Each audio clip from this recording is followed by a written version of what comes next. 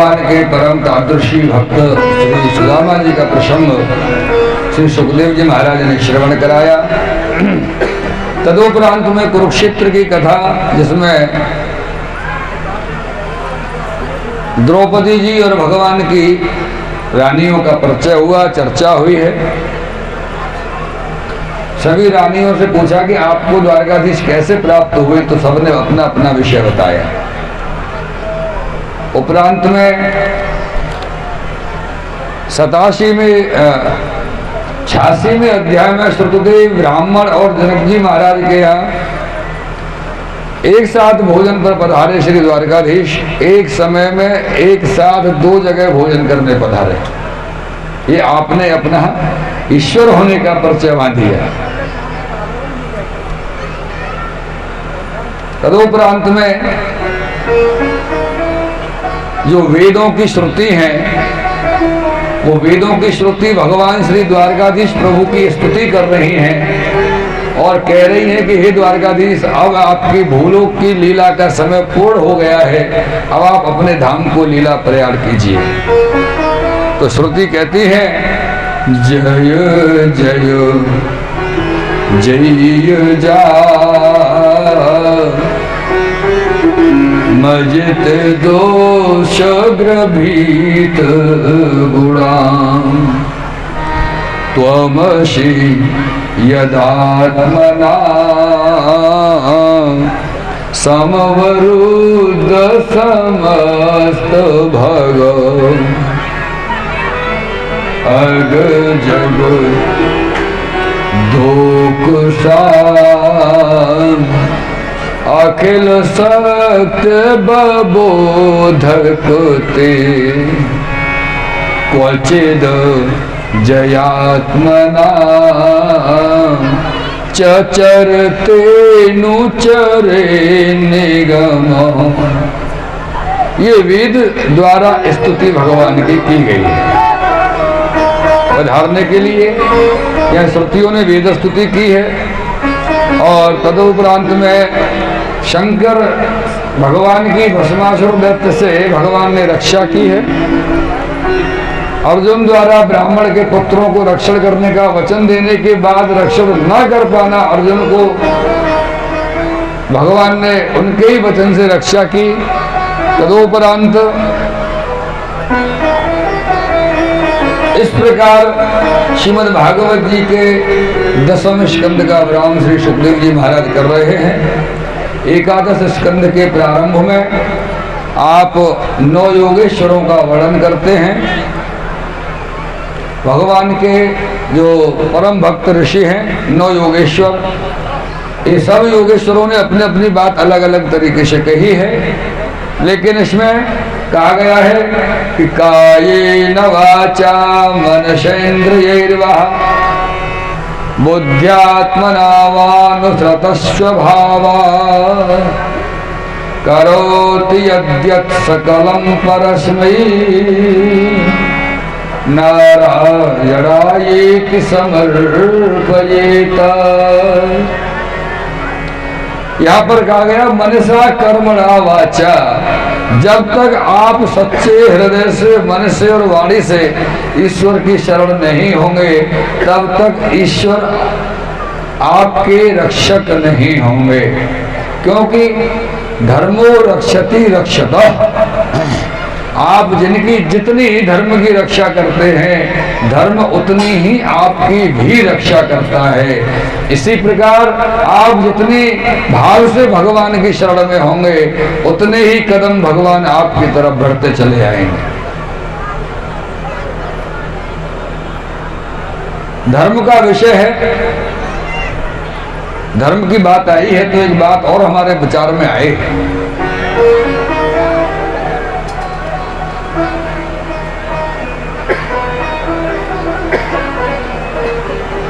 आचार्य जी श्रीमद् वल्लभाचार्य महाप्रभु जी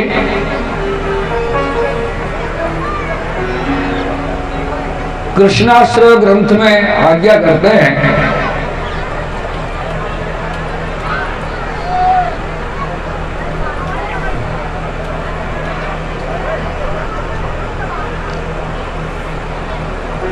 पाखंड प्रचुरे लोके कृष्ण एव गतिर्मम। इस कलयुग में जो व्यक्ति जितना पाखंड कर लेगा उतना ही आगे लोगों की नजर में बढ़ता चला जाएगा। जितना ज्यादा पाखंड करेगा उतना ही वो चमकता चला जाएगा लोगों की नजर में। और लेकिन इसकी उम्र अधिक नहीं होती, एक सीमा होती है हर चीज की। साहब कब तक करते जाओगे पाखंड? एक हमारे पिताजी एक बात कहते थे बहुत, अब तो पिताजी भूतल पर विराजते नहीं है, श्री प्रभु की शरण में विराजते हैं। और बहुत सुंदर बात कहते हैं हमारे पिताजी। बोले लाला, एक पुरानी कहावत है, भूत विद्या मल्लई कृष्ण कन्हैया लाल की। तो हर चीज की सीमा हो, लेकिन सत्य असीमित है, सत्य की कोई सीमा नहीं।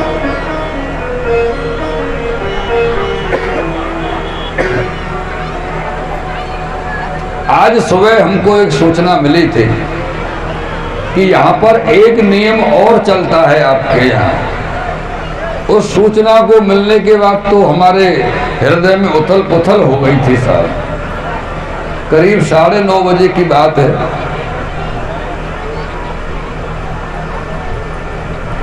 और सूचना ये थी,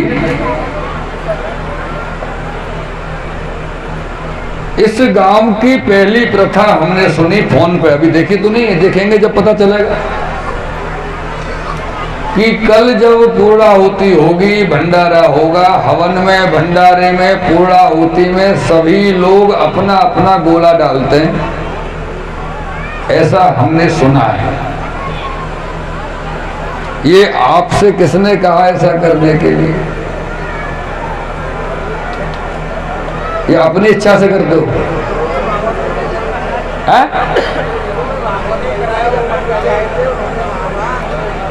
शुरू में भागवत कराई, जो पंडित जी आए उन्होंने कहा कि सब डालो।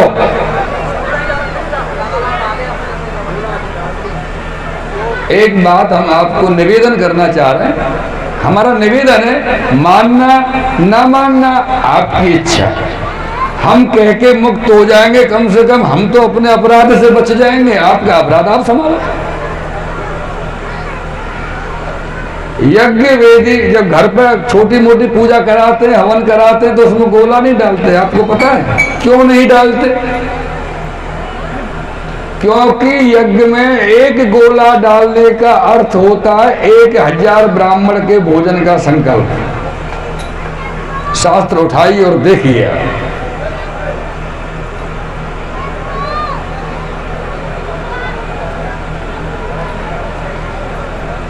और भैया आप सब 1000 ब्राह्मण भोजन कराते हो तो खूब डालो, मेरे क्या जा रहा हो जेल से?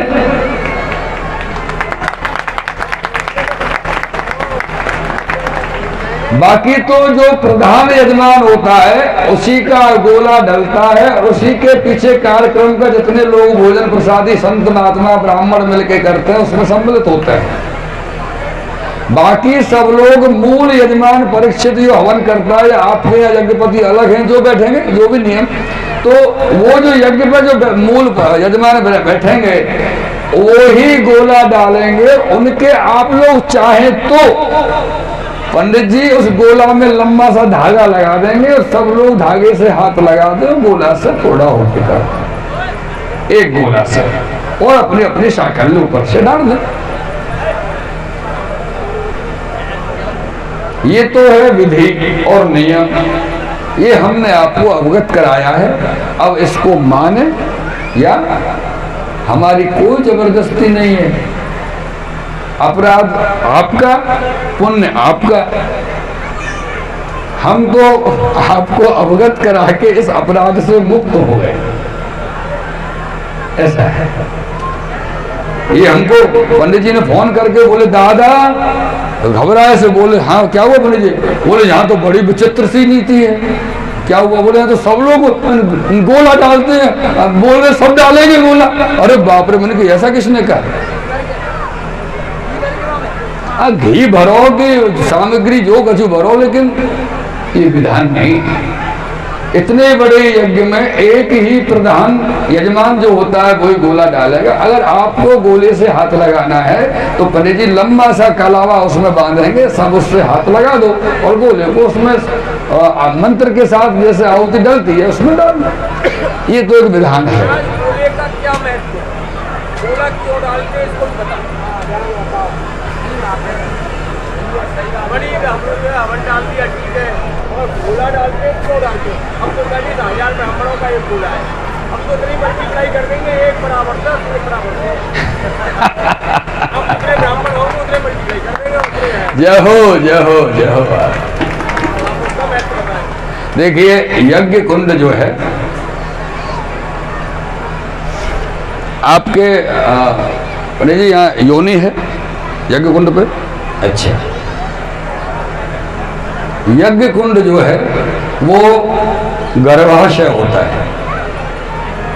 यज्ञ कुंड गर्भाशय होता है और जो मूल यजमान होता है, प्रमुख जो घी की आहुति डालता है, उसके ठीक सामने योनि होती है। यज्ञ कुंड में योनि, तो योनि मार्ग से उसमें आहुति दी जाती है। योनि मार्ग से आहुति दी जाती है गर्भाशय में, यज्ञ कुंड के गर्भाशय में। और जो गोला है जिसके अंदर घृत सामग्री इत्यादि भरी जाती है, वो गर्भ धारण के स्वरूपात्मक उस योनि मार्ग से डाला जाता है। अब एक गर्भाशय में एक साथ कितने गर्भ धारण कराओ?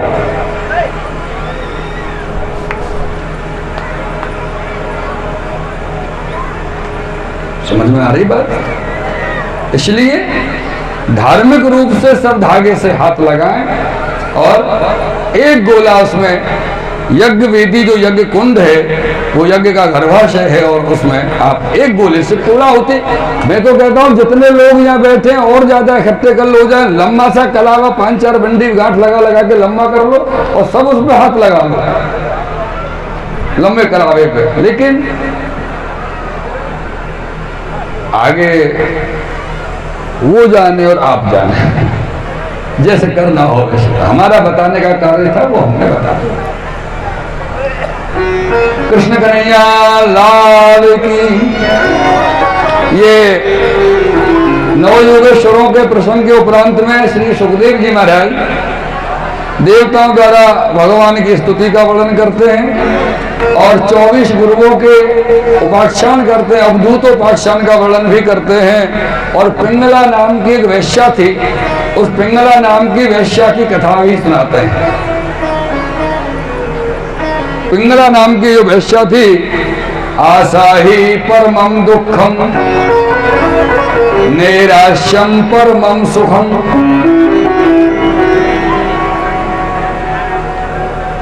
आशा ही परमम दुखम नैराश्यम परमम सुखम। पिंगला कहती है ये एक वैश्या थी और इसका जहां घर था पिंगला का, इसके सामने एक बड़ी बूढ़ी बेचारी डोकरी मैया वो रहती थी और रात और दिन भगवान का भजन करती रहती थी। रात और दिन गौमुखी लेके माला लेके भगवान का भजन करती थी।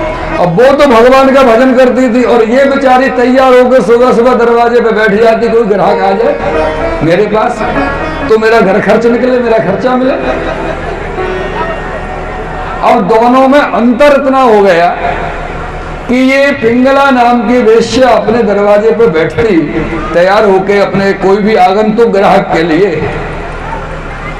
तो इसके मन में एक दुख होता था कि हे भगवान, तूने मुझको कैसा बना दिया, ये धंधा मुझको तूने दे दिया।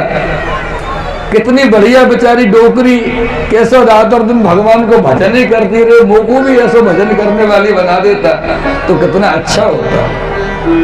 यानी ये पिंगला अपना कर्तव्य करते हुए भी रात और दिन डोकरी के भजन का चिंतन करती थी। और वो डोकरी जो भजन करती थी वो सोचती थी हे भगवान का बूढ़ी ठेड़ी दे दे बढ़िया जवान सी सुंदर सी होती आकी तरह सज धज के तैयार रहती मैं भी। बागर उसका चित्त भजन में नहीं लगता था। वो पिंगला की सुंदरता को देख देख के मुग्ध होती कि मैं भी ऐसी सुंदर होती, मैं भी ऐसी सुंदर होती। आशा ही परमम दुखम, वो कह रही कि आशा जितनी करो उतना दुख मिलता है। नैराश्यम परमम सुखम, निराशा का जीवन जियोगे तो सुखी रहोगे। जब पिंगला नाम की वेश्या का शरीर समाप्त हुआ, देह छूटा, तो उसको कोई कंधा देने वाला, कोई उठाने वाला, कोई अग्नि संस्कार करने वाला नहीं था। और डोगरी की जब मृत्यु हुई तो बड़े बड़े लोग भैया विमान निकालो, माला पहनाओ, मखाने उड़ाओ, दाम उड़ाओ, बड़ी भक्तानी डोगरी।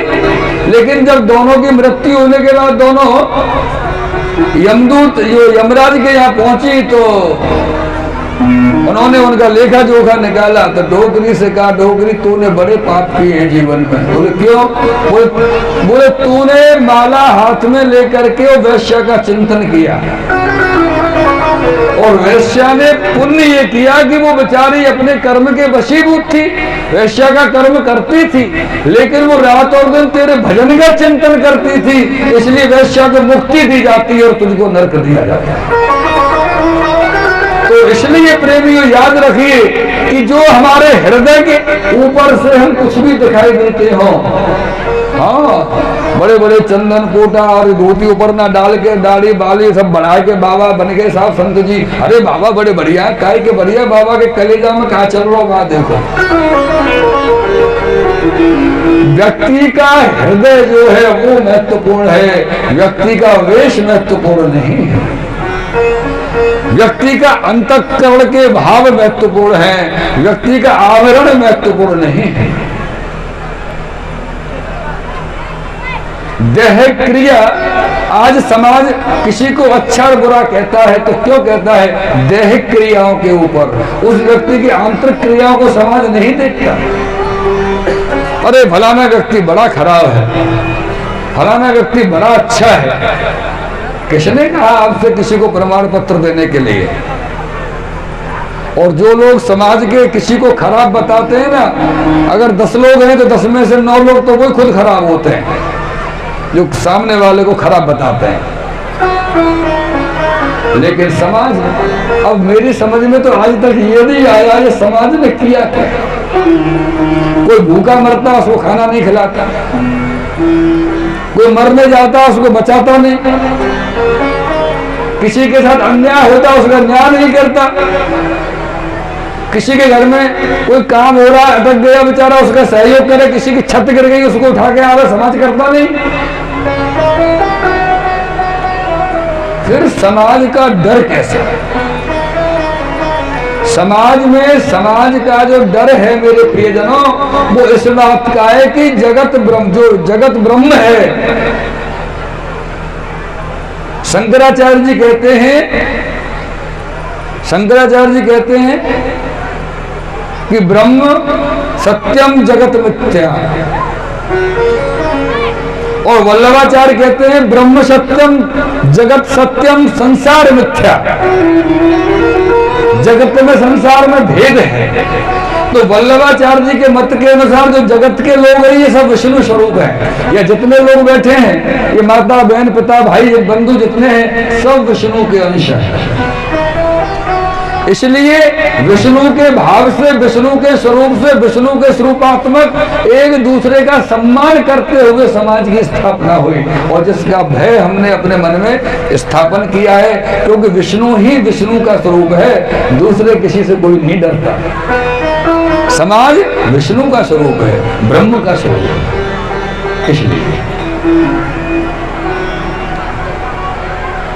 इसलिए ध्यान रखिए, कभी भी किसी भी व्यक्ति के आंतरिक आचरण पर दृष्टि डाली, अगर डालनी है तो बाह्य आचरण पर दृष्टि न डाले, जिससे आपको भी दोष न लगेगा, आप भी दोष से बच जाओगे। तदोपरांत में प्रियजनों, श्री सुखदेव जी महाराज भगवान कृष्ण उद्धव जी की चर्चा का विषय करते हैं। उद्धव गीता का प्रसंग, न रोदयति माम योगो न सांख्यम धर्म एव चो न स्वाध्यायस्तपस्त्यागो निष्ठा पूर्तम न दक्षिणः। हे उद्धव जी, मुझको ना तो कोई योग से प्राप्त कर सकता है, ना वैराग्य से प्राप्त कर सकता है, ना समाधि से मुझको कोई पा सकता है। भगवान कह रहे हैं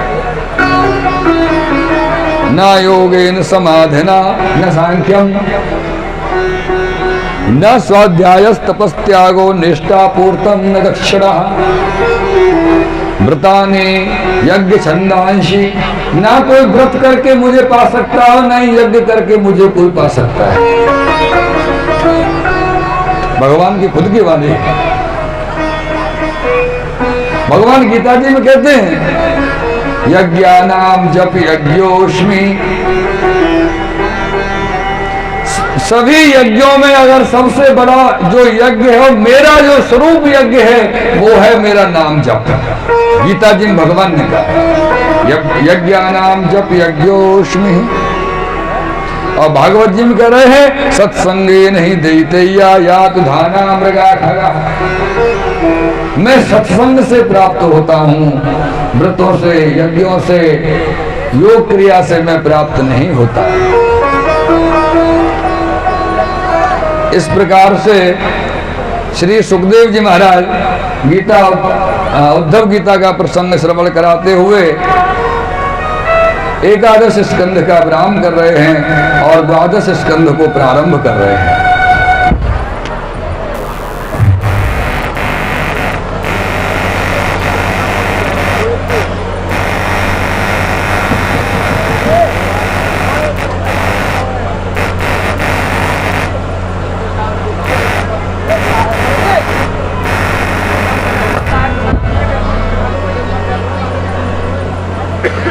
ये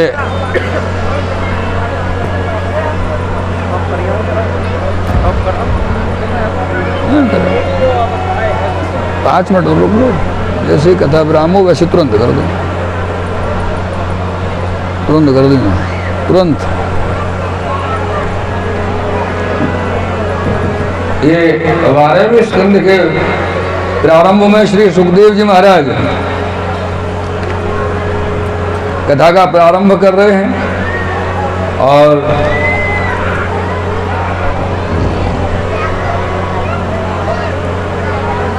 यहाँ सुखदेव जी महाराज के द्वारा